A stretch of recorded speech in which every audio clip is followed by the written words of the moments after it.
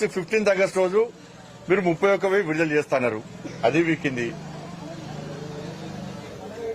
47 లక్షల మంది 2 లక్షల లోపు రుణాలు తీసుకున్న వాళ్ళు ఉన్నారు.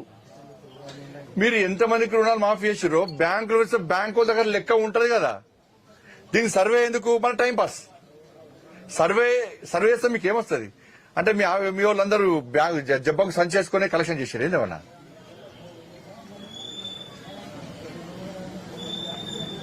బ్యాంక్ లోన్ పిలిచి మీటింగ్ పెడితే ఏ బ్యాంక్ లో ఏ రైతు ఎంత కట్టిరో లెక్కనే వస్తుంది మీకు. దానికి సర్వే ఎందుకు? మళ్ళా టైం పాస్.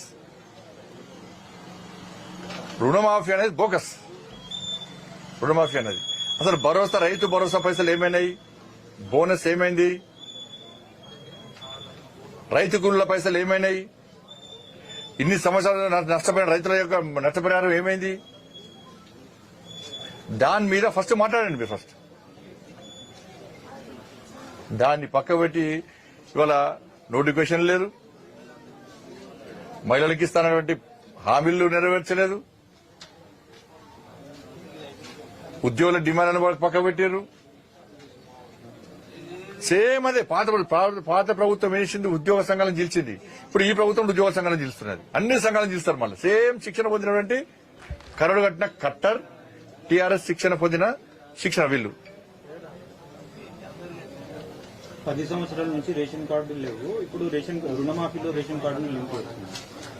ఇప్పుడు చెప్తే కానీ వాళ్ళు చేసిన అదే చేస్తారు.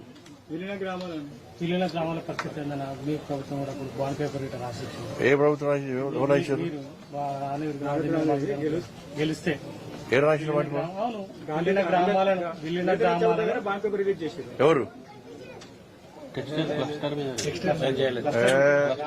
నేను బాండ్ పేపర్ ఇప్పుడు ఏం చేయలేదు. నేను ఇక్కడ హామీ నేను అడిగి చేసుకుంటా. నాకే తెలియదు మరి. హామీ ఇచ్చింది నేను హామీ ఇవ్వలేదు. నేను ఇక్కడ హామీ లేదు. హామీ ఇవ్వకుండా పనులు చేస్తాను. నేను అందరిని ఆదుకోవాల్సిన బాధ్యత, ప్రజలు గెలిపించే వాటి ఆదుకోవాల్సిన బాధ్యత మాది. పక్కా ఆదుకుంటాం కూడా. ధన్యవాదాలు.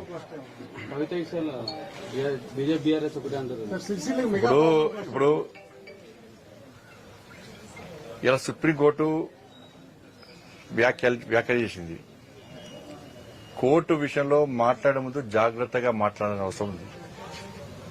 నేను బెయిల్ గురించి మాట్లాడలే. నేను కూడా మాట్లాడా, కానీ బెయిల్ గురించి మాట్లాడలే. బెయిల్ మీద కామెంట్ చేయలే. దేని మీద మాట్లాడినా నేను కూడా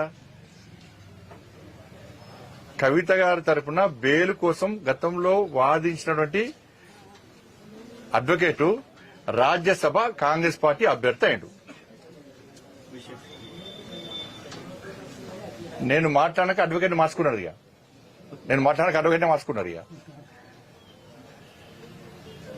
ఇది రాజ్యసభ అభ్యర్థిగా కాంగ్రెస్ పార్టీ నిలబెట్టిన అభ్యర్థికి మద్దతుగా బీఆర్ఎస్ పార్టీ వాళ్ళ అభ్యర్థిని నిలబెట్టలేదు.